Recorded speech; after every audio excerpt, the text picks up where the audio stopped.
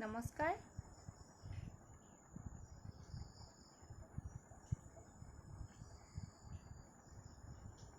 নমস্কাৰ, শুভ সন্ধিয়া।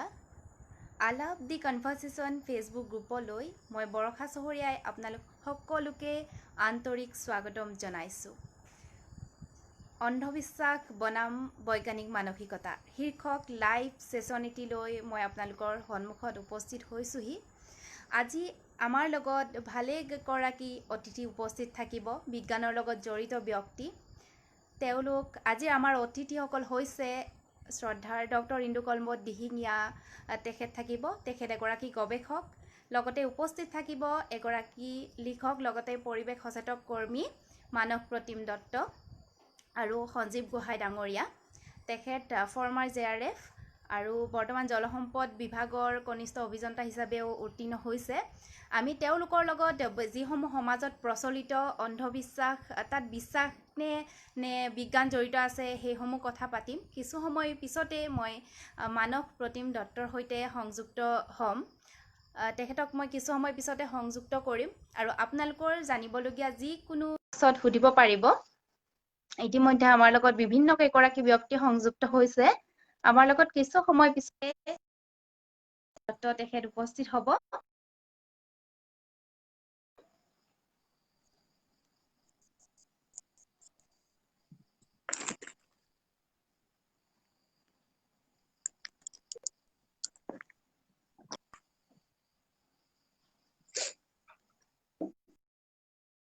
হয় দাদা, নমস্কাৰ জনাইছোঁ আৰু স্বাগতম আমাৰ অনুষ্ঠানলৈ।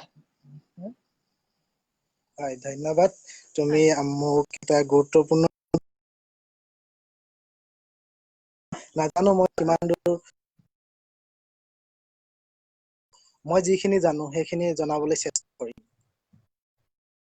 হয় হয়, আমাৰ আজি অনুষ্ঠানটিৰ শিৰোনাম হৈছে অন্ধবিশ্বাস বনাম বৈজ্ঞানিক মানসিকতা। আমি পোনপ্ৰথমতে প্ৰশ্নলৈ আহিছোঁ। যিহেতু আমাৰ জীৱনত খাদ্য মৌলিক প্ৰয়োজন, খাদ্যাভাসৰ কথা সুধিবই লাগিব। খাদ্যাভাসৰ ক্ষেত্ৰত বিভিন্ন অন্ধবিশ্বাস আমি দেখি আহিছোঁ। ওলাও, বিশেষকৈ শাক খাবলৈ ওলাও, তেতিয়া শাকৰ ক্ষেত্ৰত ৰাতি শাক খাবলৈ নাপায়। এই নাপায় কিবা বিজ্ঞান জড়িত আছে, এইটো অন্ধবিশ্বাস বুলি আপুনি ক'ব? বিশ্বাস আৰু অন্ধবিশ্বাস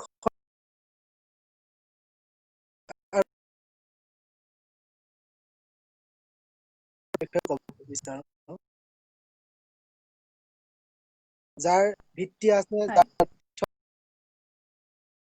প্ৰমাণ আছে, আৰু অন্ধবিশ্বাস শব্দটোত মই ছদ্মবিশ্বাস বা অপবিশ্বাস শব্দটো বেছি গুৰুত্ব দিওঁ। কাৰণ কিছুমান এনেকুৱা ধৰণৰ বিশ্বাস বুলি আমি ধৰি লওঁ যে তাৰ বৈজ্ঞানিক বুলি আমি ক'ব বিচাৰো, কিন্তু তাৰ কোনো বৈজ্ঞানিক। এতিয়া কথা হ'ল কুসংস্কাৰ থাকে, সেইবিলাকত লাহে লাহে কিছুমান আমাৰ অন্ধবিশ্বাসী মন এটা গঢ় লৈ উঠে। এতিয়া আমি যদি চাওঁ, আমাৰ কি হয়, আমি যেতিয়া চৰচৰণি খাওঁ তেতিয়া কওঁ যে নাই, এই চৰচৰণি খাইছে, কোনোবাই কথা পাতিছে। এইটো এটা সাধাৰণ সৰু কথা কৈছে আৰু এইবিলাকতো মিছা কথা, আমি কাকো বাধা নিদিওঁ বা আমি নকওঁ যে এইটো অন্ধবিশ্বাস। ফলস্বৰূপে এই যে আমি বাধা নিদিলো, তেতিয়া সেই ফলস্বৰূপে কি হ'ল, শিশু মনত বা ল'ৰা ছোৱালীৰ যি কনিষ্ঠ ল'ৰা ছোৱালী আছে, তেওঁলোকৰ মনত এটা ধাৰণা আহিলে, তেওঁলোকৰ মনত সেই বৈজ্ঞানিক মানসিকতা আৰু বৈজ্ঞানিক মনস্কতা বিকাশত আমাৰ মনলৈ আহি যায় যে মই চৰচৰণি খাইছো, কোনোবাই মোৰ কথা পাতিছে, তেনেকুৱা ধৰণৰ কথাবিলাক আহি যায়। অন্ধবিশ্বাসৰ কথা আৰু হয় এটা ক'বলৈ গ'লে, আমি কওঁ যে কিবা জীৱ জন্তু গ'লে, বিশেষকৈ কলা মেকুৰী গ'লে আমি গাড়ীখন পাছলৈ লৈ আহোঁ। হয় আচলতে পৌৰাণিক কালত যেতিয়া ঘোঁৰা গাড়ী বা গৰু গাড়ী, বিশেষকৈ গৰু গাড়ী ব্যৱহাৰ কৰা হৈছিল, এতিয়া গৰু গাড়ী যেতিয়া লৈ গৈ থকা হৈছিল, তেতিয়া তাৰ কোনো জীৱ এটা ওলাই, তেতিয়া গৰুটো প্ৰায় চক খাই যায়, বা চক খাবই। ফলস্বৰূপে যিজনে হয় পালক পাছলৈ আনে তাৰপিছত নিজৰ গন্তব্যস্থানলৈ আগবাঢ়ে যাতে জীৱনটো অসুবিধা নহয় আৰু তেওঁলোকৰো অসুবিধা নহয়। কিন্তু সেই যে এটা ধাৰণা আমাৰ ফলস্বৰূপে লাহে লাহে ই অন্ধবিশ্বাসলৈ পৰিৱৰ্তিত হ'ল। এতিয়া আমি শাক পাচলিৰ ক্ষেত্ৰতো সেই একে ভিত্তিও নাইকিয়া নহয়, ৰাসায়নিক প্ৰক্ৰিয়া চলি থাকে। হুম, ফ্লেভন'ৰাইজ বা কিবা কিবি তেনেকুৱা জৈৱ ৰাসায়নিক পদাৰ্থ থাকে যিবিলাকে আমাৰ সেই খাদ্যসমূহৰ গুণ বা ৰোগ প্ৰতিৰোধী ক্ষমতা বা বিভিন্ন সক্ষমতাসমূহ গুচায়। এতিয়া কথা হ'ল আমাৰ আগৰ দিনত ফকৰা যোজনা কিছুমান কথা কৈছিল এটা প্ৰকৃতিৰ সাংঘাতিকভাৱে তোমাৰ ৰিচ আছিলে। কিন্তু সেই সময়ত কি হয় আগতে খাদ্যৰ কথাটো এনেকুৱা হয় আমাৰ সাধাৰণ আমি খোৱাৰ পিছত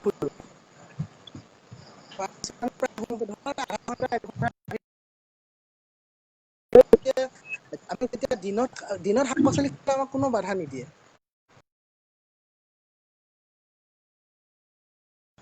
কৰি থাকো ফলস্বৰূপে আমাৰ যিবিলাক জৈৱ প্ৰক্ৰিয়া সেইবিলাক সফলভাৱে সংঘটিত হ'ব নিশা হয় বা হয় দাদা এইখিনিতে এটা কথা কৈ ল'ব বিচাৰিছো। হয় দাদা মানে অকণমান নেটৱৰ্কৰ প্ৰব্লেম হৈছে নেকি? আপোনালোকে ভালকে শুনিছেনে? মই দৰ্শকসকলক উদ্দেশ্যে এটা প্ৰশ্ন সুধিছো, তেওঁলোকে ভালকে শুনি আছেনে জনাওকচোন। অকণমান চাগে হেৰি কথাটো নেটৱৰ্কৰ অকণমান অসুবিধা হৈছে। যদি আপোনালোকে মই শুনি আছে আছো কমেন্টত জনাই দিয়কচোন এবাৰ। হয় হয় দাদা ক'ব পাৰে।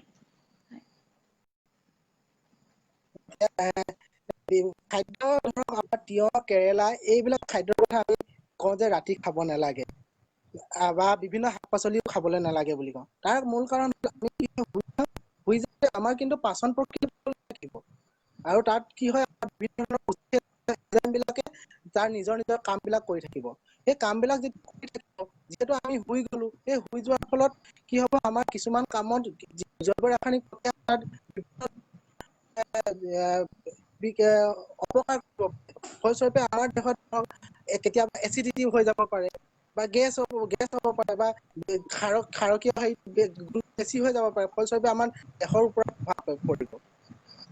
কাৰণে হয় যেতিয়া আমাৰ দেহৰ ওপৰত প্ৰভাৱ পৰিব আমি কি আমি ভাবি লওঁ যে ইয়াত আমি খাব নালাগে। কিন্তু আমি যদি এটা নিৰ্দিষ্ট সময়ত ধৰক আমি তেনেকুৱা শাক পাচলি খোৱাৰ পিছত যদি 2 ঘন্টা মানৰ পিছত শুব পাৰো বা তেনেকুৱা এটা 2-3 ঘন্টাৰ পিছত আমি খোজ কাঢ়ো কিবা কৰো তেতিয়াহলে আমাৰ যদি জৈৱ ৰাসায়নিক প্ৰক্ৰিয়াবিলাক সফলভাৱে সম্পন্ন হয় তাৰ পিছত আমাৰ বিশেষ ক্ৰিয়া নহয়। হয় হয় হয় কোনোবাই ধন্যবাদ মোক সুধিছে জনাইছো তিয়হ ইমানখিনি। ৰাতি কিয় খাব হয় হয় তিয়হ ৰাতি কিয় খাব নালাগে এই কথাটো হয় সুধিছে নিৰঞ্জন শৰ্মাই সুধিছে। তিয়হে হওক বা বিভিন্ন কেৰেলা হওক আমি সেউজীয়া শাক পাচলিয়ে গোটেইখিনি কথাই কওঁ। আৰু সেই তিয়হেই হওক বা কেৰেলাই হওক তেনেকুৱা গোটেইখিনি ক্ষেত্ৰত কথাটো একেখিনি কথাই খাটে। যদি আৰু আমি কি হয় সদায় গধূলি হয় সময়ত যদি আমি এটা লাইটলি খাদ্য খাওঁ শুবলৈ ভাল নহলে আমাৰ ভালদৰে যদি নুশু আমাৰ হয় মানসিক স্থিতিত প্ৰভাৱ পেলাব, আমাৰ শাৰীৰিক স্থিতিত প্ৰভাৱ পেলাব, আমাৰ অসুখীয়া দেহ এটা হয় আমাৰ হ'ব পাৰে। আৰু কিছুমান হয় কিছুমান বৈজ্ঞানিক ভিত্তি আছে কিছুমানৰ নাই। আৰু এইখিনি সেই একেই হয়। যদি আমি হয় চাওঁ হয় হয়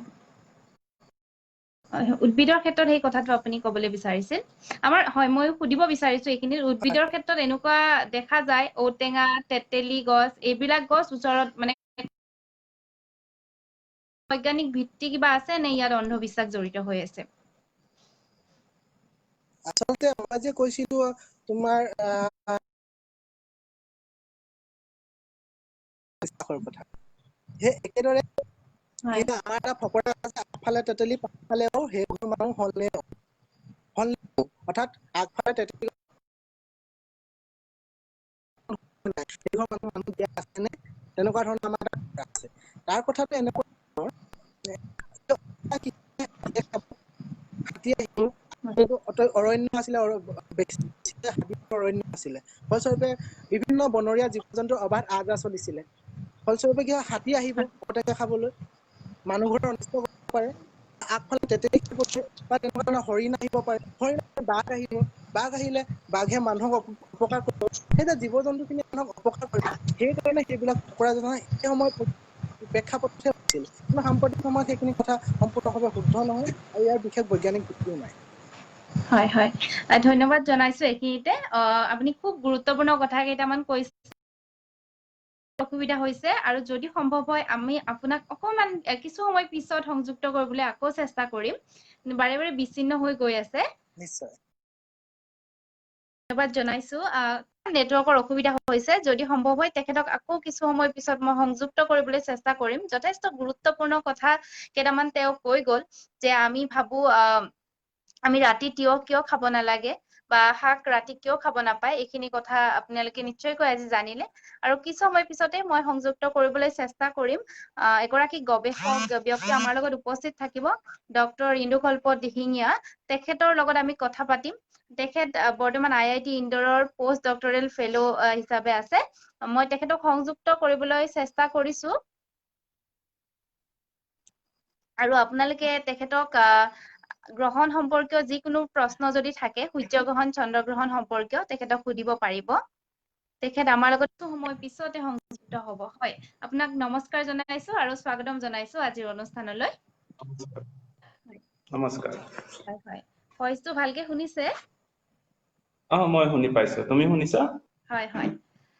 মই আৰম্ভণিতে বিষয়টোৰ পৰা অকমান ফালৰি কাটি এটা কথা আপোনাক সুধিব বিচাৰিছো, যে আমি সাধাৰণতে জানো ডক্টৰেট ডিগ্ৰী বা PhD কৰাৰ কথা জানো। তাৰপিছত আপুনি যিহেতু পষ্ট ডক্টৰেল ডিগ্ৰীৰ কাৰণে কাম কৰি আছে, এই বিষয়ে অকমান জনাব হয়। নেকি? মানে আমি বেছিভাগে অজ্ঞাত এই বিষয়টোৰ প্ৰতি। মানে এনেকুৱা হয়, PhD বা ডক্টৰেট ডিগ্ৰী কৰাৰ পাছত হয় এইটো পষ্ট ডক্টৰেল পজিচনৰ কাৰণে এপ্লাই কৰিব পাৰি। এইটো মোটামুটি মানে এটা ইণ্ডিপেণ্ডেণ্ট মানে ৰিচাৰ্চ কৰিবলৈ সুবিধা দিয়া হয়। ভাৰতৰ লগতে পৃথিৱীৰ বেলেগ যিবিলাক আগশাৰীৰ প্ৰতিষ্ঠান আছে, সকলোতে এইটো মানে থাকে। ত' হয় মাজে মাজে তাৰ এডভাৰটাইজমেন্ট ওলাই থাকে। ত' সেয়াই মেইন কামটো হৈছে ৰিচাৰ্চ কৰাই, মানে ইয়াত গৱেষণা কৰিব লাগে। খালি অলপ PhDত মানে কি হয়, গাইডজনৰ তত্বাৱধানত বহুত বেছিকে থাকিব লাগে, কিন্তু ইয়াত মানে গাইডৰ তত্বাৱধানত অলপ কম হয়, মানে নিজে কৰিব লাগে। হয় হয়, ধন্যবাদ জনাইছো। এইখিনি কথাই নিশ্চয় যিসকলে চাই আছে তেওঁলোকক উপকৃত কৰিব। আৰু আমি এতিয়া বিষয় বস্তুলৈ আহিছো। যিহেতু আপোনাৰ স্পেচিয়েলাইজেশ্যন এষ্ট্ৰনমিৰ ক্ষেত্ৰত হয়, গতিকে এই ক্ষেত্ৰত বহুত বিশ্বাস অন্ধবিশ্বাস জড়িত হৈ আছে। আমি সূৰ্যগ্ৰহণ চন্দ্ৰগ্ৰহণৰ সম্পৰ্কীয় বহুতো বিশ্বাস আৰু অন্ধবিশ্বাস জড়িত হৈ আছে। আমি সেই সম্পৰ্কে জানিম, সেয়া বিশ্বাস নে অন্ধবিশ্বাস নে তাত কিবা বিজ্ঞান জড়িত হৈ আছে। এতিয়া সূৰ্যগ্ৰহণ বা চন্দ্ৰগ্ৰহণৰ ক্ষেত্ৰত জড়িত কিছুমান বিশ্বাস এনেধৰণৰ, আমি দেখো দুদিনমান আগতেও হৈছিলে। তেতিয়া মানে গোটেই দিনটো আমাক একো খাবলৈ দিয়া নাছিলে, পানীও খাব নালাগে। এই কথাটোৰ কিবা বৈজ্ঞানিক ভিত্তি আছে নে ইয়াক অন্ধবিশ্বাস বুলি ক'ব পাৰে আপুনি? এই আচলতে প্ৰশ্নটো মই মানে দুটা ভাগত ভাগ কৰিব বিচাৰিছো। প্ৰথম হয় কথা হৈছে, আমি এইটো সময়ত কৰা বিশ্বাস আৰু পুৰণা সময়ত মানুহে কৰা বিশ্বাস। হয় ঠিক আছে। ত' পুৰণা সময়ত যেতিয়া মানুহে কৰিছিলে, সেইটো সময়ত তুমি বিজ্ঞান বুলি ধৰিব পাৰা। মানুহে যি দেখিছিলে, যেনেকে দেখিছিলে, সেইটোৰ ওপৰত ভিত্তি কৰি নিয়ম বিলাক বনাই লৈছিলে। ধৰা আমাৰ অসমীয়া মানুহৰ কাৰণেই তুমি ভাবিব পাৰা, অমাৱস্যা আৰু পূৰ্ণিমা এই দুটা দিনক মানুহে বহুত অলপ মানে, কয় যে হাল বাব নালাগে, মাটি খান্দিব নালাগে, কিবা বহুত কথা কয়, ৰাইট? চ' হয় ধৰা সূৰ্যগ্ৰহণ বা চন্দ্ৰগ্ৰহণ কেতিয়া হয়, তুমি চাবা সদায় সেই অমাৱস্যা আৰু পূৰ্ণিমাত হয় নহয়? ত' সেইটো সময়ত কি হয়, যদি তোমাৰ চাৰিওফালে আছে ধৰা হাবি আছে বা জন্তু আছে, কিবা আছে, তুমি যদি বাহিৰত কাম কৰি আছা, হঠাৎ সূৰ্যগ্ৰহণ হৈ গ'ল, তোমাৰ জীৱনৰ কাৰণে অসুবিধা হ'ব পাৰে, ৰাইট? চ' সেইটো সময়ত মানুহে সেইটো কাৰণে অমাৱস্যা আৰু পূৰ্ণিমা ধৰি লৈছিলে। হয় আৰু যেতিয়া মানুহে পাছত গম পালে সূৰ্যগ্ৰহণ বুলি, সূৰ্যগ্ৰহণৰ মেইন অসুবিধাটো হৈছে, তুমি যদি সূৰ্যক এনেকুৱা সাধাৰণ দিনতো যদি খালী চকুৰে চাই থাকা বেছি দেৰি, ধৰ 10 ছেকেণ্ড 20 ছেকেণ্ড তোমাৰ চকু বেয়া হৈ যাব পাৰে, বা খন্তেক সময়ৰ কাৰণে তুমি একো নেদেখা হৈ যাব পাৰো, বেছি দেৰিলৈকে যদি চাই থাকা তোমাৰ চকু একেবাৰে বেয়াও হৈ যাব পাৰে।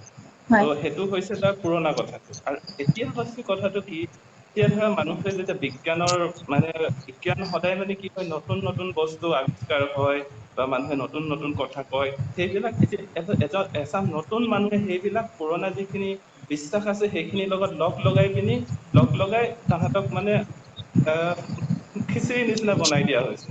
সেইটো কাৰণে আমি যেতিয়া সৰুতে সূৰ্য গ্ৰহণৰ বিষয়ে ইমান বেছি অন্ধবিশ্বাস শুনা নাছিলো, আজি যিমান শুনি পাওঁ। হয় ত' এতিয়া হৈছে বৰ্তমান যুগত এতিয়া যিখিনি আমি ধৰা খাব নালাগে, কিবা এইটো বাহিৰত ওলাব নালাগে, সেইটোতো কমপ্লিটলি আজিৰ যুগত সম্পূৰ্ণ অন্ধবিশ্বাস। আৰু মানে এতিয়া মানুহে কয় কি, মই বহুত চালো মানে ধৰা চালো মানুহ বিলাকে কি কাৰণে কয় এইটো কথা। এতিয়া কিছুমান যিবিলাক এষ্ট্ৰলজি মানুহ আছে তেওঁলোকে কয় যে এই সেইটো সময়ত বেক্টেৰিয়া বহুত গ্ৰ' হয়, কিবা হয়, খাব নালাগে। সেইটো কেনেকে সম্ভৱ হ'ব পাৰে? প্ৰত্যেক দিনাই ৰাতি হয়, সেইদিনা অলপ সময় মানে আন্ধাৰ হ'ল, সেইটোতো হয় একেবাৰে মানে বেষ্ট কথা হয়। আৰু যদি সেইটো শুদ্ধ হ'ল হয়, এতিয়ালৈকে মানুহে ক'ৰবাত বৈজ্ঞানিক জাৰ্নেলত পাব্লিছ কৰিলে, কিন্তু এতিয়ালৈকে ক'তো তেনেকুৱা পাব্লিছ হোৱা নাই। দ্বিতীয়তে কথাটো হৈছে ধৰা কয় যে যেতিয়া সূৰ্যৰ সূৰ্য আৰু পৃথিৱীৰ যিটো মেগনেটিক ফিল্ড হয়, তাহাঁতি ইণ্টাৰেকশ্যন কৰে, যেতিয়া চন্দ্ৰটো মাজত গুচি যায়, তেতিয়া কিবা কিবি প্ৰব্লেম, সেইটো একেবাৰে মানে কথাটো শুদ্ধ, কিন্তু সেইটোৱে আমাক এফেক্ট কৰিব যে সেইটো একেবাৰে মানে ভুল কথা। কাৰণ পৃথিৱীৰ মেগনেটিক ফিল্ডখন বহুত বহুত মানে দুৰ্বল হয়। তোমালোকে কোনোবাই যদি কেতিয়াবা MRI কৰিছে, MRI মেচিনত যিমান মেগনেটিক ফিল্ডৰ যিটো শক্তি থাকে তাতকৈ 1,00,000 গুণতকৈ বেছি কম পৃথিৱীত। ত' তাত মাজত চন্দ্ৰটো আহি গ'লে সি একো বদলি নহয়। ত' সেইটো কাৰণে তাৰ পৰা যে কিবা অসুবিধা হ'ব সেইটোতো মোৰ কেতিয়াও সম্ভৱ নহয়। ধৰা মানুহে কয় যিটো আমাৰ মহাকৰ্ষণিক বল আছে, মধ্যাকৰ্ষণিক বল আছে, তাৰ কাৰণে যেতিয়া চন্দ্ৰটো মাজত আহি যায়, সূৰ্য আৰু চন্দ্ৰৰ মাজত, তেতিয়া মানুহৰ কিবা কিবি গণ্ডগোল হ'ব পাৰে। সেইটো কাৰণে ঘৰত শান্তিত থকাই ভাল। তাৰ তুমি যদি ভাবা অমাৱস্যা আৰু পূৰ্ণিমাত সেইটো ঘটনা প্ৰত্যেকবাৰেই হয়, কিন্তু কি হয় সম্পূৰ্ণভাৱে নহয়, সূৰ্য গ্ৰহণ নহয় বা চন্দ্ৰ গ্ৰহণ নহয়, কিন্তু আংশিকভাৱে সেই একেটাই যিটো গ্ৰেভিটেশ্যনৰ যিটো মানে মধ্যাকৰ্ষণ শক্তি যিটো যিমান হ'ব, সেইটো প্ৰায় মোটামুটি সমানেই হয়। ত' আমিতো সেইটো সময়ত যেতিয়া একো নহয়, তেতিয়াহ'লে সূৰ্য গ্ৰহণটো একো সাংঘাতিক বেলেগ ঘটনা নহয়, সেইটো একেবাৰে মানে গতানুগতিক ঘটনা। তাক মানে এটা বেলেগ ধৰণৰ পৰিঘটনা বুলি কোৱাটো ভুল কথা, কিন্তু কি হয় সূৰ্য গ্ৰহণ বহুত ধুনীয়া হয়। হয় হয় হয়, সূৰ্য গ্ৰহণ বা মই চন্দ্ৰ তাকে গ্ৰহণ একদম উত্তৰ দিলো। হয় উম উম হয়, দিন ৰাতিৰ দৰে এক স্বাভাৱিক প্ৰক্ৰিয়া। এয়া সঁচাকে বেলেগ হিচাপে ল'ব নালাগে। যিসমূহ এতিয়া বেছি আচলতে সামাজিক মাধ্যম বা যিবোৰ বৈদ্যুতিক মাধ্যম আছে, সেইসমূহৰ জৰিয়তে চাগে এইবোৰ অন্ধবিশ্বাস বেছি প্ৰচলিত হৈছে। নিশ্চয়। হয় হয়, আৰু আজিকালি বহুতো অনুষ্ঠানত দেখা যায় এষ্ট্ৰলজাৰ মাতি আনি বা জ্যোতিষী মাতি আনিও চন্দ্ৰগ্ৰহণ বা সূৰ্য গ্ৰহণ সম্পৰ্কীয় আলোচনা চক্ৰও হয়। এইখিনিতে মই সেই কথাটো সুধিব লাগিব, এষ্ট্ৰলজি সম্পৰ্কীয় জ্যোতিষ শাস্ত্ৰ বিদ্যাৰ বিষয়ে সুধিব লাগিব। আপুনি কি ভাবে জ্যোতিষ শাস্ত্ৰ যিটো হয় সেইটো? প্ৰথম মই মানে আজি কি কৰিলো, তুমি এই প্ৰশ্নটো আহিব বুলি মই জানিছিলো, সেইকাৰণে কি কৰিলো, আজি মই ৰাশি ফলখিনি মই বিচাৰি আনি মই ৰাখি থৈছো। ঠিক আছে, আজি ৰাশি ফলৰ মোৰ ৰাশি বৃষ ৰাশি, তাত লিখিছে যে ৰাজহুৱা কৰ্মত থকা সকলে সহানুভূতি লাভৰ সংবাদ, শৰীৰ কিছু উন্নত, দুই এটা কামত বাধাৰ কৰা কটা, দিনৰ 2 বজাৰ পৰা কিছু শুভ উন্নত, শুভ ৰং হালধীয়া। তুমি যদি এই বাক্যকেইটা চোৱা, এই বাক্যকেইটা অতি মানে কি কয় বহুত ডাঙৰ ধৰণে লিখা আছে। তুমি যদি ভাবা তোমাৰ লগত এই ঘটনা অলপ অলপ হবই মানে, কাৰণ সেই এষ্ট্ৰলজি যেনেকে এনেকুৱা ধৰণৰ প্ৰেডিকশ্যন বিলাক কৰে, সেইবিলাক মানে সেইটো এটা মানুহৰ মানসিক হেৰি কৰি মানসিকভাৱে মানে মানুহক কন্ট্ৰল কৰি দিয়ে, কিবা কৰে যে ভাল লাগে যে এইটোতো মোৰ লগতো হৈছে। এতিয়া ধৰ ৰাজহুৱা কৰ্মত থকা সকলে সহানুভূতি লাভ কৰিব, তুমি মোক আজি মাতিলা, ত মই যদি সেইটো এইটো বুলি ভাবিলো, তেতিয়াতো মই ভাবিব সঁচায়ে কৈছে। কিন্তু এইটো কথা যিকোনো এটা মানুহ বৃষ ৰাশি নহলেও এতিয়া মানস বা তাহাঁতৰতো দিশ ৰাখি নহয়, তাহাঁতকতো মাতিছা। তো হয় সেইটো এটা কথা। 2 নম্বৰ কথা যে যিটো এষ্ট্ৰলজি হয়, এষ্ট্ৰলজি মই যেনেকে আগতে কৈছো তোমাৰ সূৰ্য গ্ৰহণৰ কথা কওঁতে পুৰণা সময়ৰ বিজ্ঞান, এষ্ট্ৰলজিও তেনেকে পুৰণা সময়ৰ বিজ্ঞান হয়। তো সেইটো সময়ত ধৰা তোমাৰ জন্মৰ সময়টো, সেইটো সময়ত ধৰা আমি ধৰা বাৰ নাজানো বা মাহ নাজানো, তেতিয়া সেইকাৰণে মানুহে কৰিছিলে কি এইটো সময়ত জন্ম হৈছে, এইটো সময়ত সূৰ্যটো বা চন্দ্ৰটো এইটো কনষ্টিলেশ্যন যিটো মেঘ দিশ বা এনেকে এইখিনি জেগাত আছে, চ' এইটো আমি মেঘ ৰাশি বুলি কম বা এইটো বৃষ ৰাশি বুলি কম। তেনেকৈ মানুহে লিখি গৈছিলে। কিন্তু সময় পাৰ হোৱাৰ লগে লগে মানুহৰ নতুন নতুন মানুহৰ জ্ঞান বাঢ়িলে, মানুহে নতুন নতুন জীৱিকাৰ সন্ধান কৰিলে, তেনেকে লাহে লাহে বস্তুবিলাক সংযোগ হৈ হৈ আজি এতিয়া যিখিনি কথা আছে এষ্ট্ৰলজিয়ে মানুহৰ ভৱিষ্যত ক'ব পাৰে, কিবা কৰিব পাৰে, সেইবিলাক এতিয়ালৈকেতো প্ৰমাণ কৰিব পৰা ধৰণৰ কোনো একো নাই। বহুতে তেনেকুৱা ধৰণৰ পৰীক্ষাও কৰিছে, যে কি এতিয়া মই যেনেকে তোমাক ক'লো হয় ৰাশিফলৰ পৰীক্ষা কৰিছে, যে তেতিয়াও তাৰ যিবিলাক ৰিজাল্ট হৈছে, ৰিজাল্ট বিলাকে তাক ছাপোৰ্ট কৰা নাই, হয় যে কি এইটো তুমি অন্ধবিশ্বাস বুলিয়ে কৰিব পাৰা।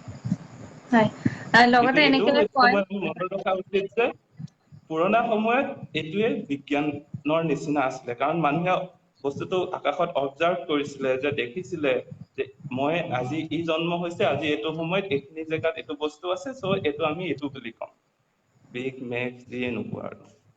হয় হয় বহুতে এনেকুৱা কয় যে গ্ৰহ নক্ষত্ৰৰ যি প্ৰভাৱ ভৱিষ্যতে পৰিব পাৰে, সেই সম্পৰ্কে কিবা ক'ব নেকি আপুনি? বহুতো চোৱা যায় ৰাহু বা বিভিন্ন গ্ৰহ, শনি গ্ৰহৰ প্ৰভাৱ এনেকুৱা সম্পৰ্কেও বহুতো কথা কয়, সেই সম্পৰ্কে কি ক'ব? আচলতে সেই প্ৰশ্নটোৰ উত্তৰ মই তোমাক অলপ আগত এবাৰ দিলো, ঠিক আছে, হয় অলপ বেলেগ ধৰণে। চোৱা, হয় যিবিলাক গ্ৰহ নক্ষত্ৰ আছে সেইবিলাক তুমি এটা মাছ বুলি ধৰিবা, মানে এটা ভৰ হয়, কিছুমান তাত বস্তু আছে, ৰাইট?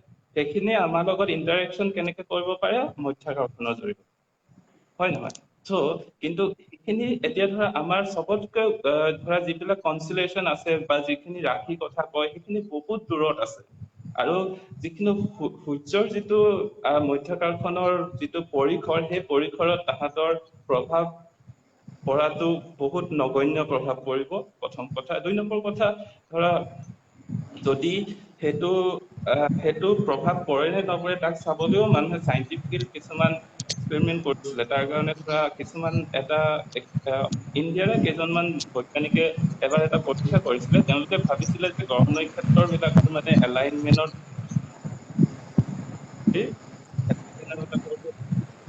ভূমিকম্প হয়, ঠিক আছে। তেওঁলোকে সেইমতে কেলকুলেশ্যন সকলো গণনা কৰি মেলি ঠিক কৰিছিলে যে এইটো সময়ত আমুক জেগাত ভূমিকম্প হ'ব, কিন্তু তেওঁলোকৰ কথাটো শুদ্ধ নহ'ল। সেই গ্ৰহ নক্ষত্ৰ বিলাকৰ পৃথিৱীৰ ওপৰত প্ৰভাৱেই নগণ্য, তাৰ ওপৰত আমি মানো। হয় তুমি ভাবিব পাৰা, মানুহৰ ওপৰত প্ৰভাৱটো মানে সম্ভৱ অসম্ভৱ। আৰু যদি কোনোবা সুদূৰ ভৱিষ্যতত যদি কোনোবাই কিবা বহুত চফিষ্টিকেটেড বহুত ভাল পৰীক্ষা কৰি কিবা যদি প্ৰমাণ কৰিব পাৰে, মই নাজানো, কিন্তু বৰ্তমানলৈকে তেনেকুৱা কোনো এভিডেন্স নাই মই জনাত। ধন্যবাদ জনাইছো। ইমান যিসকলে চাই আছে তেওঁলোক নিশ্চয়কৈ উপকৃত হৈছে। আমি আচলতে জানিব লাগে কোনবোৰত বিশ্বাস জড়িত হৈ থাকে, ক'ত অন্ধবিশ্বাস বা ক'ত বিজ্ঞান জড়িত হৈ থাকে। সেয়া আপোনাক ধন্যবাদ জনাইছো, ইমানখিনি সময় আপুনি দিলে।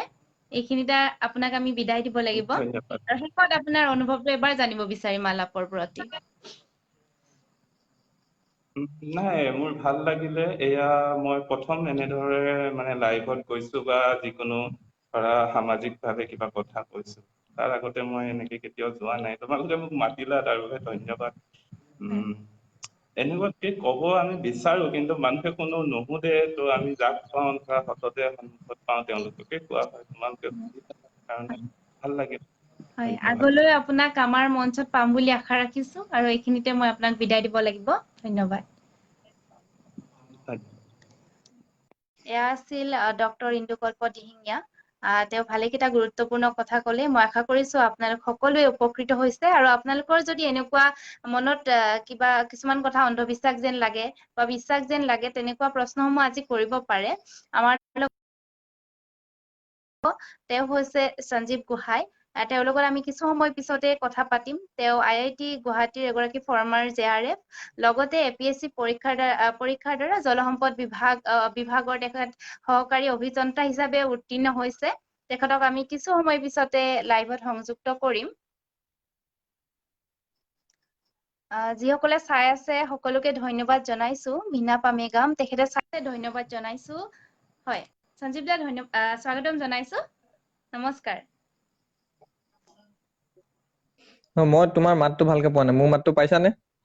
আৰু পাইছো। এতিয়া পাইছে? এতিয়া পাইছেনে? পাইছো। অকমান 3 ছেকেণ্ড মান পাইছো। লাগে। ধন্যবাদ জনাইছো আজি আমাৰ লাইভত আপুনি আহিছে। আৰু আজি আমাৰ অন্ধবিশ্বাস বনাম বৈজ্ঞানিক মানসিকতা শীৰ্ষক অনুষ্ঠানটি হৈ আছে। আপুনি প্ৰথমতে কি ক'ব? আৰু আমাৰ বিভিন্ন প্ৰশ্ন আছে, তোমাক বিভিন্ন বহুত প্ৰশ্ন আছে। হয়। তোমাক বহুত ধন্যবাদ। মই ইয়াৰ আগতো এবাৰ আলাপৰ মাজলৈ আহিছিলো, আৰু আলাপৰ মানে লগৰীয়া বা আলাপৰ সৈতে জড়িত কৰাৰ বাবে তোমাক মই বহুত ধন্যবাদ জ্ঞাপন কৰিছো। আৰু পোন প্ৰথমতে ক'ব বিচাৰিম যে বিজ্ঞান মানে এটা বৃহৎ বস্তু। ই এটা বৃহৎ ডাঙৰ পৃথিৱী, এখন অকলে এখন পৃথিৱীৰ ভিতৰত পৃথিৱী বুলি তুমি ক'ব পাৰা। গতিকে বিজ্ঞানৰ কথা ক'বলৈ মানে আমি আমাৰ এইটো বয়সত বিজ্ঞানৰ কথা ক'ব পাৰিবলৈ যুক্তি আছে নে নাই, বা আমি যোগ্য হৈছো নে নাই, সেইটো মই নাজানো। সেইটো ৰাইজে বিচাৰ কৰিব। কিন্তু কথাটো হ'ল, আমি যিখিনি কথা শিকিছো বা আমি যিখিনি কথা এতিয়ালৈকে আহৰণ কৰিব পাৰিছো, আমি যিখিনি কথা জানিছো, সেইখিনি কথাই মই আজি ক'বলৈ চেষ্টা কৰিম। আৰু বিশেষ কথাটো হ'ল, আমি যিমান পঢ়িম, যিমান বিলাক বস্তু আমি নতুন উদ্ভাৱন কৰিম, সেইটো এক প্ৰকাৰ বিজ্ঞান। আৰু বিজ্ঞানৰ মেইন কনচেপ্টটো হৈছে, আমি বস্তু এটা চাই তাৰ বেচিছত এটা ফিক্স ৰুল বা এটা ফিক্স ল চিন্থেচিছ কৰি, বা তুমি ভিজুৱেলাইজ কৰি তাত এটা যদি বেচিক ফাউণ্ডেশ্যন বা ষ্টেবিলাইজ ফাউণ্ডেশ্যন আমি এটা দিব পাৰো, তেতিয়া সেইটো চায়েন্স বুলি কোৱা হয়। গতিকে সেই চায়েন্স ফিল্ডখন এখন বৃহৎ ফিল্ড, বিৰাট ডাঙৰ ফিল্ড। আৰু আমি টেকনলজিৰহে মানুহ। মই বিশেষকে টেকনলজিৰ লগতহে জড়িত চায়েন্সতকৈ, কাৰণ মই চায়েন্স বহুত সৰুতে এৰিছো বুলি ক'ব লাগিব। গতিকে আজি যিমানখিনি কথা ক'ম, চায়েন্স টেকনলজি মিক্স কৰিহে কথাখিনি ক'ম। হয়, ধন্যবাদ জনাইছো। আমি আজি আপোনাৰ লগত পাতিবলগীয়া বিভিন্ন কথা আছে। ধৰ্মীয় বিশ্বাসত যিবোৰ অন্ধবিশ্বাস জড়িত আছে, সেইবোৰো পাতিম। তাৰ আগতে মই এটা কথা সুধিব বিচাৰিছো। বিভিন্ন বেমাৰ আজাৰৰ ক্ষেত্ৰত যিবোৰ অন্ধবিশ্বাস জড়িত হৈ থাকে, সেই সম্পৰ্কে আজি আপোনাৰ লগত কথা পাতিম। আমাৰ জণ্ডিছ বা এইবোৰ বেমাৰ হ'লে, বসন্ত এনেকুৱা বেমাৰ হ'লে, পোনপ্ৰথমতে ডক্তৰৰ ওচৰলৈ যোৱাৰ পৰিৱৰ্তে বেজ বা এনেকুৱা জৰা ফুকা কৰা হয়। ইয়াত কিবা বিজ্ঞান আছে বুলি আপুনি ভাবে নেকি? আচলতে কোনটো কৰিব লাগে? মেডিচিন বা মেডিকেল চায়েন্সত মই যিমানখিনি কথা গম পাওঁ, মই যদিও বা ইঞ্জিনিয়াৰিঙৰ ছাত্ৰ, কিন্তু আমাৰ লগৰ যিবিলাক মেডিকেল MBBS পঢ়িছিলে, বা আমাৰ যিবিলাক লগৰে MBBS কৰি আছে, তেওঁলোকে সদায় কয় যে, বা আমি যিমানখিনি বিচাৰি মেলি পাইছো, আমি গম পাওঁ যে সদায় কয় যে এই বিশ্বাসবিলাক কোনোবা এখিনিত মেডিকেল চায়েন্সৰ লগত জড়িত হৈ পৰে যদিও, আমি মানে বিশ্বাসখিনিয়ে যে বিশ্বাস কৰিলে, আজি যেনেকে আমি কওঁ, আগতে মানুহবিলাকৰ এটা পাৰচেপচন আছিল, মানে জ্বৰ হলে মানে টোপোলা বান্ধে মানুহবিলাকে। এটা টোপোলা বন্ধা বুলি কয়, কিবা তামোল এখন বান্ধি থয় বা কিবা হয়। তাৰমানে ভাইৰেল বেমাৰ এটাত মেডিচিন নোহোৱাকৈ টোপোলা বান্ধি দিলে যে বেমাৰটো ভাল হ'ব বা ভাল নহ'ব, সেইটো কোনো মানে যুক্তি তাত থাকিব নোৱাৰে। বা কিন্তু বেলেগ এটা প্ৰেক্ষাপটত যদি আমি চাওঁ, যেনেকৈ আমি এতিয়া কৰোণা মহামাৰীত ভুগি আছো, ঠিক তেনেকুৱা এটা বেমাৰ আগতেও হৈছিল। এইটো এটা ভাইৰেল বেমাৰ, আৰু ঠিক তেনেকুৱা এটা ভাইৰেল বেমাৰ আগতে হৈছিল। সেইটো হৈছে স্মল পক্স, মানে বসন্ত ওলোৱা যিটো আমি কওঁ। তেতিয়া কি কৰা হৈছিল, বসন্ত ওলালে মানুহবিলাকক অকলশৰীয়াকে এটা ৰুমত ৰাখি দিয়ে। অকলশৰীয়াকে ৰাখি দি পেলানি তেওঁলোকক চাফ চিকুণ কৰি ৰাখে, তেওঁলোকৰ নামত পূজা কৰা হয়। তো এতিয়া মোৰ কথাটোত হৈছে, মই বিশ্বাস কৰো যে এই যে পূজা কৰিছে, পূজা কৰাখিনিত কোনো যুক্তি নাই। কিন্তু তেওঁক যে চাফ চিকুণকে থাকিব দিছে, বা তেওঁ সদায় গা ধুবলৈ দিয়া হয়, সেইকেইদিনত বিশেষভাৱে ধুবই লাগিব, বা তেওঁলোকক তাইক এচাইড কৰি ৰখা হৈছে, সেইটো তাত এটা চায়েন্স আছে। মানে কিয় চায়েন্স আছে, আমি যদি অকলে থাকো, তেন্তে আমাৰ ভাইৰেল ইনফেকশ্যনটো বা বেলেগৰ ওচৰত গুচি নাযাব পাৰে। মানে কমিউনিকেবল যিবিলাক ভাইৰেল ডিজিজ, সেই ভাইৰেল ডিজিজটোৰ পৰা আমি ৰক্ষা পাব পাৰিব পাৰো। আৰু যিহেতু স্মল পক্স নিচিনা বেমাৰত আমাৰ কি হয় এটা বইল টাইপ ওলাই যায়, এটা মানে হাম্প এটা হয়, হাম অলপ ফুলি ফুলি যায়। চ' সেই বস্তু সেই তাত যদি আমাৰ বেলেগ ভাইৰাছে তাত যদি মানে ইন্টাৰপ্ৰেট কৰিব পাৰে বা তাত যদি সোমাব পাৰে, তেন্তে হয়তো আৰু বেছি বেয়া কথা হ'ব। চ' আগতে কি হৈছিল, আগতে মেডিচিন নাছিল। আগতে কি কৰে তেওঁলোকে বা তেতিয়া দিনৰ মানুহ বিলাকে তাতে বহুত গাঁৱলীয়া দৰৱ পাতি আছিল, হাৰ্বেল যিবিলাক বস্তু আছিল সেইবিলাকৰ পৰা মেডিচিন কৰি পেলানি বা তেওঁলোকে সেইবিলাক খুৱাই মেলি ইমিউনিটিটো গ্ৰ' কৰি পেলানি তেওঁলোকে ভাইৰেল ডিজিজৰ পৰা বাচি আছিল। চ' কোনোবা এখিনিত চাইন্স কোনোবা এখিনিত থাকে, কিন্তু একেবাৰে আমি অন্ধবিশ্বাস বুলি ক'ব নোৱাৰো। যেনেকে যিহেতু এতিয়া লকডাউন দি দিলে বা এতিয়া যিটো ছচিয়েল ডিষ্টেন্সিঙৰ কনচেপ্ট আহিছে, সেইটো মেডিকেল চাইন্সত আছে নে নাই মই ঠিক ক'ব নোৱাৰিম। কিন্তু যদি মেডিকেল চাইন্সতো নাই, কিন্তু ই এটা চাইন্স আছে। মানে তাতে যে আমি যে আঁতৰত থাকিলো তাৰ কাৰণে যে ভাইৰাছটো ফ্ল' কৰিব নোৱাৰে বা তাত সেইটো এটা যুক্তি আছে। তো সেই যুক্তিটোত আমি সেইটো সমৰ্থন জনাবই লাগিব। আৰু তাৰ বাহিৰে তুমি যেনেকৈ কৈছা জণ্ডিছ বা জ্বৰ হলে মানে টোপোলা বন্ধা বা তেনেকুৱা ধৰণৰ কোনো যুক্তি নাই। আৰু কোনোবা এখিনিত মেডিচিনছ বিলাকো নেচাৰৰ পৰাই আহে। তো নেচাৰেল যিবিলাক বস্তু থাকে সেইখিনিকে আমি বনাই মেলিয়ে মেডিচিন বিলাক বনাও। চ' আগৰ দিনত সেই নেচাৰৰ পৰা যিখিনি প্ৰডাক্ট ইউজ কৰিছিল, তাত এটা ইমিউনিটি গ্ৰথ বা তাত এটা মেডিকেল চিগনিফিকেন্স বা মেডিকেল ইফেক্ট এটা আছিল, যাৰ ফলতহে হয়তো আজিকালি সেইবিলাক প্ৰডাক্টে ইউজ কৰি পেলাই মেডিচিন বনাব পাৰিছে। গতিকে চব কথাতে বা চব বিলাক বেমাৰতে যে আমাৰ চুপাৰষ্টিচন বা তেনেকুৱা বিলিফ বিলাক জড়িত হৈ আছে তেনেকুৱা কথা নহয়। আমাৰ বিশ্বাস কৰিবলগীয়া কিছুমান কথাও থাকে। তথাপিও আমি সদায় যিকোনো বস্তু এটা যুক্তি সহকাৰে জুখি চাব লাগে। যেনেকে টোপোলা বান্ধিলে আমাৰ কোনো বেমাৰ ভাল হ'ব নোৱাৰে, বা আমি যদি বেমাৰ হলে কিবা এটা বেলেগ বস্তু নোখোৱাকে থাকো, তেতিয়াহ'লে যিটোৱে বেমাৰটো বচাব পাৰে তেনেকুৱা এটা বস্তু যদি বেমাৰ হৈছে বুলি আমি নোখোৱাকে থাকো, তেন্তে যে সেইটো বেমাৰ ভাল হৈ যাব তেনেকুৱা কোনো কথা নহয়। হয়, আচলতে আৰু কোনখিনিত বিজ্ঞান জড়িত হৈ আছে, যিখিনি উপযুক্ত হয় আমি সেইখিনি গ্ৰহণ কৰিব লাগে। ধন্যবাদ জনাইছো, ভালেকেইটা গুৰুত্বপূৰ্ণ কথা কৈছে। ইতিমধ্যে ভালেকেইগৰাকী দৰ্শকেও আমালে লিখিছে, সুন্দৰ অনুষ্ঠান বৰষা, জ্যোতিমা নাথে লিখিছে, ধন্যবাদ জনাইছো সকলোকে, ইমান ধুনীয়াকে আপোনালোকে চাই আছে। আৰু আপোনালোকৰো যদি অন্ধবিশ্বাস সম্পৰ্কীয় যিকোনো প্ৰশ্ন আছে সুধিব পাৰে। এতিয়া আহিছো আমি যিখিনি ধৰ্মীয় বিশ্বাস আছে, তাত যিমান বিলাক অন্ধবিশ্বাস বা এইবোৰ জড়িত হৈ আছে সেই সম্পৰ্কে আমি কিছু কথা পাতিম। বলি প্ৰথা বিষয়েও আমি কথা পাতিম। আপুনি ধৰ্মীয় বিশ্বাসত যিবিলাক অন্ধবিশ্বাস বা বিজ্ঞান জড়িত হৈ আছে সেই সম্পৰ্কে কিছু কথা আমাক জনাওকচোন। হয়। ৰিলিজিয়াছ বিলিফটো মানে কি, ই এটা নিজে এটা বিলিফ। তাৰমানে ধৰ্মীয় যিটো কথা, ধৰ্ম মানে এটা বিশ্বাস, মানে আমি সেইটো বিশ্বাস কৰিবই লাগিব। কিন্তু কিছুমান কথা ধৰ্মত থাকে যিখিনি কথা আমি কোনো চাইন্স বা তাত যদি চাইন্টিফিক ভাৱেদি চাওঁ বা চাইন্সৰ জৰিয়তে আমি তাক চাবলৈ যত্ন কৰো, তেতিয়া তাত কোনো বিশ্বাস লুকাই নাথাকে। কিছুমান যদি মই এক্সাম্পল দিব বিচাৰো, যেনেকে আগতে কি হৈছিল, এতিয়া মোৰ আগৰ বক্তা কেইজনেও ক'লে সেইটো কথা, ইন্দু দাই হওক বা মানসেই হওক, তাৰমানে আগতে কিছুমান বস্তুত সেইখিনি সময়ত চিগনিফিকেন্ট আছিল। তো এতিয়া সেই বস্তুটো হয়তো চিগনিফিকেন্ট নহবও পাৰে। তো সেই বিশ্বাসখিনি আমি এৰিবলৈ হ'ল, কাৰণ তাতে আমি চাইন্টিফিক কজ পাইছো যে সেই বস্তুটো নহয়। তো সেই বস্তুখিনি আমি এৰিব লাগে, আৰু সেইখিনি একচুৱেলি আমি অন্ধবিশ্বাস বুলি ক'ব পাৰো। এতিয়া যদি যেনেকৈ ইন্দু দাইও কৈছিল যে আগতে যিটো সেইখিনি সময়ত হ'ব পাৰে। এতিয়া যেনেকে আমি আগতে কি হৈছিল, আমি যেতিয়া ধৰ্ম বিশ্বাস কৰা মানুহসকলে বা আমি সকলোৱে কোনোবা এজন আমাৰ ঘৰৰ মানুহ, মোৰে লগৰীয়া এজন বা মোৰ ঘৰৰ মানুহ কোনোবা এজন ঢুকালে মানে, তেন্তে আমি অলপ দিনলৈকে একো নাখাওঁ। তো একো নোখোৱা কাৰণটো হয়তো তাত কোনোবা এখিনিত এইটো আছিল যে মানুহৰ মাজত খুব বেছি মানসিকভাৱে বা ইমচনেলি বহুত এটাচমেন্ট এটা আছিল, যাৰ ফলত কোনোবা এজন ঢুকালে মানে বহুত বেছি দুখ পায়। এই যে দুখ লাগে, দুখতে তেওঁলোকে খাব মন যায়। এতিয়া এইটো স্বাভাৱিক কথা, সেইটো মোৰ নিজৰ দেউতা মৰিলে বা মোৰ নিজৰ মা ঢুকালে মানে মোৰ খা বুলি ক'লেও খাবলৈ মন নাযাওঁ। তো তেনেকুৱা এটা দুখ যেতিয়া থাকে, তো সেইটোহে বেছিক। তাত যদি আমি কওঁ যে 10 দিন তই খাবই নালাগিব, তই যদি আমুকটো ঘৰৰ আমুক মৰিছে, তেওঁক হয়তো মই কোনোবা ক'তো মাতিও পোৱা নাই বা আজিলৈকে লগো পাই পোৱা নাই, তেওঁ মৰিছে, তেতিয়া মোৰ তাত কোনো হয়তো ইমচন নাথাকিব পাৰে। সেইখিনি কোনোবা এইখিনিত ছচিয়েল প্ৰব্লেম এটাৰ কাৰণে হয়তো আমি ছেপাৰেশ্যনত হলো। তো সেই ছেপাৰেশ্যনটোৰ ফলত যদি মোৰ দুখ নালাগিছে, মই যদি খাব পাৰিছো, তেন্তে তাত খাব নালাগে বুলি মই ঠিক ক'ব নিবিচাৰিম। বা সেইটো মানে কোনোবা ধৰ্মই যে সেইটো বাধা দিব বুলি তেনেকুৱা কোনো মানে কথা হ'ব লাগে বুলি মই নাভাবো। আৰু দ্বিতীয় কথাটো হ'ল, যেনেকে আমি কিছুমান কথা আমি চাওঁ, ধৰ্মৰ কিছুমান কথা থাকে বা কিছুমান বিশ্বাস থাকে, কিছুমান কাম কৰে। যেনেকে বিলনীয়াসকলে মানে বিলোৱা আগত বা প্ৰসাদ দিয়া আগত আমি নাম লওঁ, ভগৱানক স্মৰণ কৰো, বা তেওঁলোকে কি কৰে মুখখন বান্ধি লয়। মুখখন বান্ধি লৈ পেলানি বস্তুবিলাক বিলাই।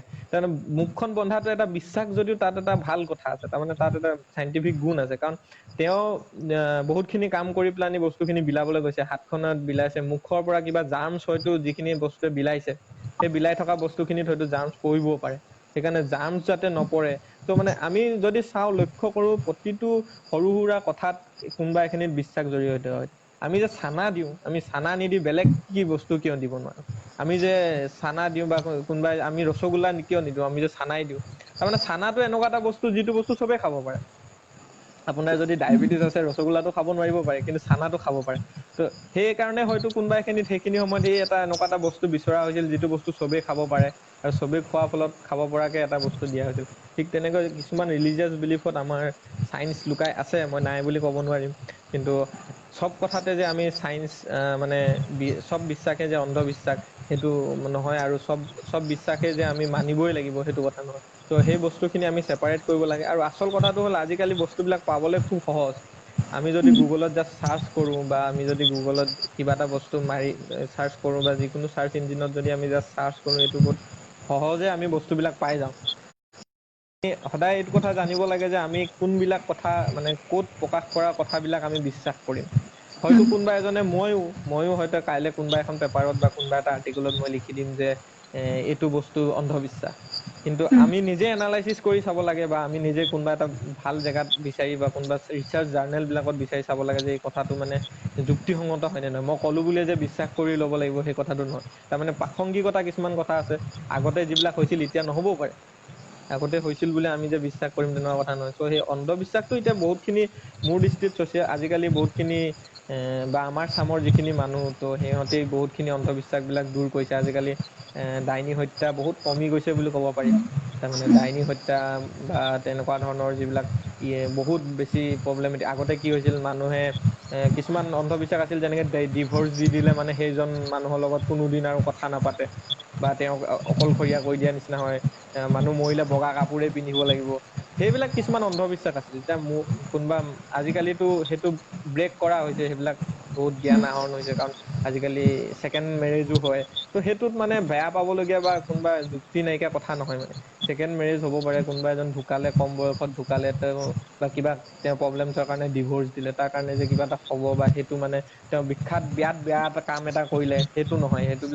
সেইবিলাক অন্ধবিশ্বাস বুলি আমি ক'ব পাৰো। যদি তেওঁ বিশ্বাস কৰে সেইটো বহুত বেয়া কাম কৰিছে বুলি। কিন্তু সেইবিলাক আজিকালি চেঞ্জ হৈছে, আৰু লাহে লাহে চেঞ্জ হ'ব বুলি আমি আশাবাদী। ধন্যবাদ জনাইছো, ইমান ধুনীয়াকে কম সময়ৰ ভিতৰতে আপুনি ইমান কেইটা গুৰুত্বপূৰ্ণ কথা কৈছে। ভালেকেইগৰাকী দৰ্শকেও প্ৰশ্ন দিছে, মই এটা প্ৰশ্ন লৈছো ইতিমধ্যে, অকনমান উত্তৰটো আহিছিলেও সেইটো। ধীৰেশ ভূঞা তেখেতে লিখিছে, অন্ধবিশ্বাস মানুহৰ মনৰ পৰা একেবাৰে আঁতৰাবলৈ কি কৰা দৰকাৰ? তেখেতে এটি প্ৰশ্ন দিছে। এই আৰু প্ৰশ্নটো বহুত স্বাভাৱিক, আৰু মানে এই প্ৰশ্নটো সদায় চবেই কৰি থাকে। মানে এতিয়া আমি কি কৰিব লাগিব যাতে অন্ধবিশ্বাস দূৰ হ'ব পাৰে? তাৰমানে মই একদম বিশ্বাস কৰা কথাটো হৈছে, আমি নিজে ভাঙিব লাগিব। প্ৰথম সেই কামটো কৰিব লাগিব। প্ৰথম কামটো হৈছে আমি নিজে ভাঙিব লাগিব। চাপোজ আজি যদি মোক ঘৰত কোৱা হয় যে ৰাতি টেঙা খাব নালাগে, তেন্তে মই নিজে প্ৰথম খাই দেখাব লাগিব যে টেঙা খালে মোৰ একো লছ নাই হোৱা, বা আমাৰ একো লছ নহয়, বা এইটোত মানে এইখিনি কথা জড়িত হৈ আছে, যাৰ কাৰণে টেঙাটো খালে একো প্ৰব্লেম নহয়। সেই কথাখিনি যেতিয়া দাঙি ধৰিব পাৰিম, তেতিয়া অন্ধবিশ্বাস বিলাক দূৰ হবই। কাৰণ যেনেকে এতিয়া মই যে ক'লো, কোনোবা এজন ঢুকালে মানে আগতে বগা কাপোৰ পিন্ধিবই লাগিব। তাৰমানে আজিকালিতো নিপিন্ধে, বা তেওঁ কেতিয়াবা দেখা যায় ছেকেণ্ড মেৰেজো হৈ যায়, বা কেতিয়াবা দেখা যায় কিবা বেলেগ ধৰণে বহুত বেছি ভাল লাইফ এটাও জীয়াবলৈ সক্ষম হৈ যায়। ত' সেই বস্তুটো মানে তেনেকুৱা কথা যে আমি নিজে কৰি দেখাব পাৰিলে সেইটো চব মানুহে বিশ্বাস কৰিব। আৰু যেতিয়া মানুহে নিজে দেখিব যে সেই প্ৰব্লেমটো নহয়, বা সেইটো কৰিলে মানে একো লছ হোৱা নাই, তেতিয়া নিজে নিজে তেওঁলোকে কাৰেকচন বিলাক কৰি ল'ব। যেনেকে মই যিটো ক'লো, সাজপাৰৰ কথাত চেঞ্জটো আহিছে। ধন্যবাদ জনাইছো। আৰু এই অম্বুবাচী মেলা আমাৰ হয় কামাখ্যা মন্দিৰত, সেই সম্পৰ্কে আপুনি কিবা ক'ব নেকি? এতিয়া মেলাবিলাক ক'লে মানে মেলাবিলাকৰ মানে এটা বৃহৎ বিশ্বাস থাকে। আৰু এটা কথা সঁচা, তাৰমানে এটা এটাৰ্নেল পাৱাৰ আছে বুলি মই চাইন্সৰ ষ্টুডেন্ট যদিও মই বিশ্বাস কৰো। তাৰমানে মানুহে যে কয় ভগৱান আছে নে নাই, তাৰমানে মই ভগৱান আছে নে নাই মই নাজানো, কিন্তু মই জানো নাজানো, মই এতিয়ালৈকে মই ক'তো পোৱা নাই যে ভগৱান নাই বা ভগৱান আছে। কিন্তু এইটো কথা সঁচা যে someone has created it, কোনোবা এজনে ক্ৰিয়েট কৰিছে। তাৰমানে সেই মানুহজন বা সেই বিশেষ বস্তুটো আমি নোপোৱা লাগে আমি ক'ব লাগিব যে এটা ইটাৰনেল পাৱাৰ আছে, এটা পাৱাৰ আছে। চ' সেই পাৱাৰটো এগেইনষ্টতে বহুত মানুহে বিশ্বাস কৰে আৰু বিশ্বাস কৰিব লাগে, কিন্তু বিশ্বাসটো গৈ এক্সট্ৰিম হ'ব নালাগে। যেনেকে এই যে কিছুমান থাকে বলি প্ৰথা থাকে, এতিয়া মই পাৰ্চনেলি বলি প্ৰথাটো কোনো পধ্যে মানে মই ছাপোৰ্ট নকৰো। তাৰমানে ছাপোৰ্ট নকৰা কাৰণটো এইটোৱে, আপুনি নিজে যিহেতু জীৱ এটা দান দিব নোৱাৰে, আপুনি মানুহে ৰবট বনাইছে, আমি চায়েন্সৰ ষ্টুডেণ্টে দেখিছো ৰবট বনাইছে, কিবা বনাইছে, ড্ৰোন বনাইছে, ড্ৰোনেদি ফাৰ্টিলাইজেশ্যন কৰিছে, কিবা কৰিছে, ইটো কৰিছে, সিটো কৰিছে, মানুহৰ ওচৰতে একজেক্ট কামবিলাক কৰিছে। মানুহে যি কৰিছে মেচিনেৰীয়ে চব একে কাম কৰিব পাৰে। তেনে বুলিতো আমি মানুহ এটা জন্ম দিব পৰা নাই, বা আমাৰ নিচিনা মই মানুহ নালাগে বা মই গৰু এটাওতো জন্ম দিব পৰা নাই, মইতো বেলেগ এটা জীৱ মই জন্ম দিব পৰা নাই। তেন্তে মই যদি দিব পৰা নাই তেন্তে মই লছো কৰিব নালাগে। কাৰণ যিহেতু লছ কৰিলে কোনোবা এখিনিত ফুড চেইন এটা থাকে, ফুড চেইনটোত লছ হয়, ক'ৰবাত ফুড চেইনটো ডাইভাৰ্ট হয়, ইকো চিষ্টেমটোৰ ডিষ্টাৰ্ব হয়। মই যদি আজি গোটেই গছ কাটি থাকো যেনেকে প্ৰব্লেম হৈছে, মই যদি সদায় হাঁহ মাৰি থাকো এটা পৰ্যায়ত প্ৰব্লেম হ'ব। যদি মই সদায় কুকুৰা মাৰি থাকো বা মই যদি সদায় মৌ বলি দি থাকো, কোনোবা এটা পৰ্যায়ত প্ৰব্লেম হ'বগে। এতিয়া হ'ব নাই হোৱা, কিন্তু কোনোবা এটা পৰ্যায়ত হ'বগে। যেনেকে আমি এতিয়া গ্ল'বেল ৱাৰ্মিঙত মৰিছো, যেনে গছবিলাক কাটি দিয়াৰ কাৰণে আমি এতিয়া বহুত প্ৰব্লেম, ডিফৰেষ্টেশ্যনৰ কাৰণে। ইভেন এইটো কথা মই ক'বলৈ ভাল পাম যে বানপানীৰ যিটো সমস্যা অসমৰ, এই গোটেই বানপানী সমস্যাটো বিশেষকে আমাৰ এই গছ কটা প্ৰব্লেমটোৰ কাৰণেই হৈছে। ত' সেই তেনেকুৱা প্ৰব্লেমটোৰ কাৰণে, সেইবিলাক প্ৰব্লেম যিহেতু আছে, ত' সেইবিলাক কোনোবা এখিনিত এইখিনিৰ পৰা গৈ তাত এটা প্ৰব্লেম হ'বগেও পাৰে। ত' আগতে হয়তো এবানডেন আছিল সেইকাৰণে কৰিছিল। ত' মই বলি কথাটো মই নিজে পাৰ্চনেলি সেই কথাটো ছাপোৰ্ট নকৰো। আৰু কিন্তু এটাৰনেল এটা পাৱাৰ আছে। চ' আমি অম্বুবাচী হ'ব নালাগে বুলি ক'ব নোৱাৰো, বা অম্বুবাচীৰ কাৰণে চিষ্টেমেটিক অলপ হ'ব লাগে। আৰু হয়তো কিছুমান ৰেষ্ট্ৰিকশ্যন যদি দিব পাৰে, তেওঁলোকে ভাবি চাব পাৰে যে ৰেষ্ট্ৰিকশ্যন যদি আনিব পাৰে, মানুহক যদি বিশ্বাস দিয়াব পাৰে যে এইখিনি বস্তু কোনোবা এখিনি অন্ধবিশ্বাস, চ' তেতিয়া হয়তো সেইবিলাক বস্তু নাইকিয়া হ'ব। কিন্তু ৰিলিজিয়াছ বিলিফ কিছুমান বা ৰিলিজন এটা বা আমাৰ এটা জাতি যেনেকে থাকিব, তেনেকে ঠিক বিশ্বাস এটা থাকিব। Religion is simply A belief. মোৰ দৃষ্টিত সেইটো এটা জাষ্ট এটা বিলিফ। চ' সেই বিলিফটো থাকিবই, বিলিফ এটা আমি কৰিব লাগিব। চায়েন্সো কোনোবা এখিনিত বিলিফৰ ওপৰত বেচিছ কৰিয়ে হৈছে। কাৰণ চায়েন্স বিলাকৰ ল বিলাকৰ এজাম্পচনছ আছে। এতিয়া যে মই যে ক'লো যে আপেলটো তললে পৰি আহিল, এই যে গ্ৰেভিটেশ্যনেল ফৰ্চটো কি হয়, ত' কোনোবা এটাই ক'ৰবাত এইখিনি কথা কৈছে কাৰণে তাৰ এটা এভিডেন্স আছে বুলিয়ে সেইখিনি ক্লেইম কৰা হৈছে। ত' সদায় নতুন নতুন বস্তু আহি থাকে, যিকোনো এটা ল ব্ৰেক হৈ থাকে বা নতুন নতুন এটা কথা আহি থাকে। সেইকাৰণে আজিৰ ডেটলৈকে বা সদায় চায়েন্স ইজ এট প্ৰেজেন্ট যিটো হৈছে সেইটোৱে। চ' এট প্ৰেজেন্ট আমি সেইকাৰণে আমি ক'ব বিচাৰো যে তাৰমানে ৰিলিজিয়াছ বিলিফটো এট প্ৰেজেন্ট একেবাৰে নাইকিয়া কৰি দিব আমি নোৱাৰো, বা আমি অম্বুবাচী মেলাৰ দৰে যিখিনি বস্তু সেইখিনি আমি একেবাৰে নাই বুলি ক'ব নোৱাৰো। কিন্তু কিছুমান বস্তু আমি ৰেষ্ট্ৰিকশ্যন আনিব পাৰিব লাগে, আৰু সেইখিনি বস্তু নহ'লেও যিহেতু হয়, তেন্তে আমি সেইখিনি কথা মানিব লাগে। হয়, ধন্যবাদ জনাইছো। গোটেইকেইটা গুৰুত্বপূৰ্ণ কথা আপুনি কৈছে। আৰু এইখিনিতে মই এটা প্ৰশ্ন লৈছো, প্ৰজন্মা চহৰীয়া বাই দিছে, এইবোৰৰ পৰা সমাজখন দূৰত ৰাখিবলৈ যুৱ প্ৰজন্মৰ কৰণীয় কি? আমি হয়, এইটো উত্তৰটো তেখেতে বিচাৰিছে। এইটো বহুত প্ৰাসংগিক প্ৰশ্ন। তাৰমানে একচুৱেলি যুৱ প্ৰজন্ম বুলিয়ে নহয়, একচুৱেলি এই কথাবিলাক আমি ক'লে মানে কোনোবাই যিমান বিশ্বাস কৰে, জ্যেষ্ঠসকলে ক'লে অলপ বেছি বিশ্বাস কৰে যেন মোৰ ভাৱ হয়। ত' আমি প্ৰথমতে আমাৰ ঘৰখনৰ পৰা ষ্টাৰ্ট কৰিব লাগে। আমি ঘৰখনক, আমি যিবিলাক ইউথ আছো, আমি যিহেতু জানো, আমি এভিডেন্স, আৰু আগৰ মানুহবিলাক এনেকুৱা আছিলে কিতাপত খুব বিশ্বাস কৰে। আৰু কিতাপ বুলি ক'লে মানে তেওঁলোকে যি কথা লিখা থাকিলেও সেই কথাটো সঁচা বুলি ভাবে। ত' গতিকে যিহেতু আমাৰ জাৰ্নেলছবোৰ আছে, যিহেতু আমাৰ যিকোনো এটা লৰ চিগনিফিকেন্স আছে বা কিছুমান প্ৰুফ আছে, সেই প্ৰুফ বিলাক যদি আমি দেখাব পাৰো, তেতিয়াহ'লে তেওঁলোকে সদায় বিশ্বাস কৰিব। সেইকাৰণে আমাৰ নৱপ্ৰজন্মই সদায় যিখিনি কথা জানি নজনা ভাও ধৰাতকে, মানে এতিয়া আমাৰ বয়সৰ আমি বহুতক দেখো যে মানে এই যিটো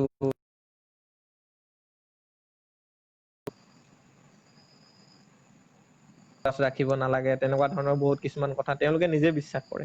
ত' মোৰ দৃষ্টিত সেইটো বিশ্বাস কৰিবলগীয়া কথা নাথাকে। আৰু তেওঁ নিজে ঘৰৰ পৰা যেতিয়া ষ্টাৰ্ট কৰিব, তেতিয়া বাকী বিলাকলৈ যাব।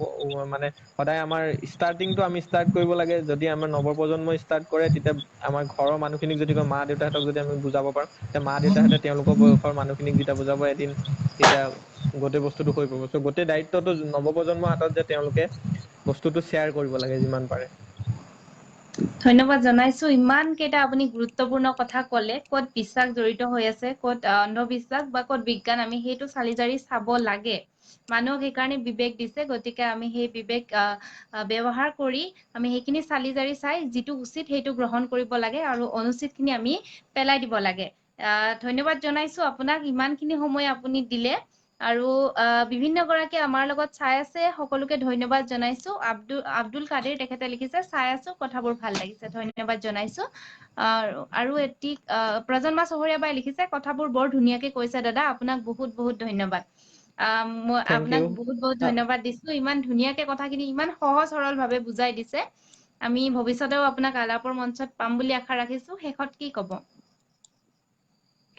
শেষত মই এটা সৰু কথা কওঁ তাৰমানে মোৰ ইন্ট্ৰডাকচনটোত তুমি কৈছিলা যে মই এটা কি বুলি কয় কনিষ্ঠ অভিযন্তা মই কনিষ্ঠ অভিযন্তা নহয় মই একচুৱেলি সহকাৰী অভিযন্তা সহকাৰী অভিযন্তা আৰু মই হোৱাগে নাই হ'মহে তাৰমানে মোৰ APSC টো ক্লিয়াৰ হে হৈছে আৰু শেষত মই কওঁ যে আমাৰ দৰে যিসকল ষ্টুডেন্টছ আছে বা আমাৰ দৰে যিসকলে চায়েন্সৰ লগত জড়িত হৈ পৰিছে তেওঁলোকে যি জানে যি ফিল্ডৰ হয় যি জানে তেওঁলোকৰ ফিল্ডত যিখিনি অন্ধবিশ্বাস হৈ আছে বা যিখিনি কুসংস্কাৰ হৈ আছে সেইখিনি যদি আঁতৰাব পাৰে প্ৰুফ আছেই মানে প্ৰুফ থাকেই আৰু সেই প্ৰুফখিনি যদি দাঙি ধৰিব পাৰে তেতিয়াহ'লে নিশ্চয় আমাৰ কোনো এইবিলাক আৰু পিছলে আৰু এই প্ৰব্লেমটো নাথাকিব বুলি মোৰ বিশ্বাস ধন্যবাদ জনাইছো আৰু আৰু তোমাকো মই ধন্যবাদ জনাইছো আমাৰ তিনিওকে আমি একচুৱেলি এটা টিম হিচাপে বহুত দিনৰ পৰা চায়েন্সৰ লগত জড়িত হৈ আছো আৰু চায়েন্সৰ কাম কৰিবলৈ চেষ্টা কৰিছো আমি কিছুমান ছচিয়েল প্ৰব্লেমো সলভ কৰিবলৈ চেষ্টা কৰিছো লাহেকে ওলাই আহিছো আৰু মই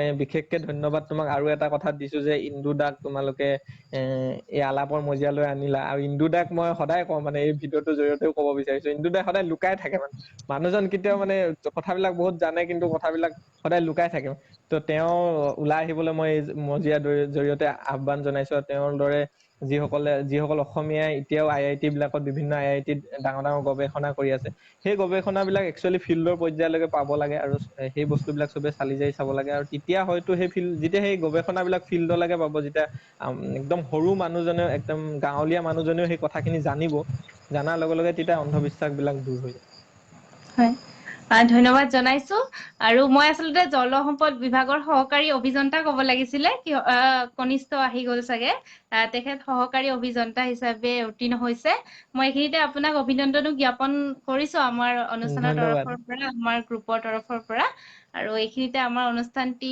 সামৰিব লাগিব আৰু ভৱিষ্যতে আপোনালোক আটাইকেইজনকে আমাৰ আলাপৰ মঞ্চত পাম বুলি আশা ৰাখিছো এনেকুৱা গঠনমূলক কথা আলোচনা কৰিম বুলি আশা কৰিছো এইখিনিতে আপোনাক বিদায় দিব লাগিব ধন্যবাদ ধন্যবাদ আজি আমি আলোচনা কৰিলো অন্ধবিশ্বাস বনাম বৈজ্ঞানিক মানসিকতা শীৰ্ষক অনুষ্ঠানটি নিশ্চয়কৈ আপোনালোক চাগে উপকৃত হৈছে সকলোকে মই ধন্যবাদ জনাইছো আপোনালোকে অনুষ্ঠানটো আৰম্ভণিৰ পৰা শেষলৈ যি সঁহাৰি আগবঢ়ালে তাৰ কাৰণে মই সকলোকে ধন্যবাদ জনাইছো আৰু অনুষ্ঠানটি মই এইখিনিতে সামৰিব লাগিব সকলোকে পুনৰবাৰ ধন্যবাদ জনাই এইখিনিতে মই অনুষ্ঠানটি সামৰিছো ধন্যবাদ শুভৰাত্ৰি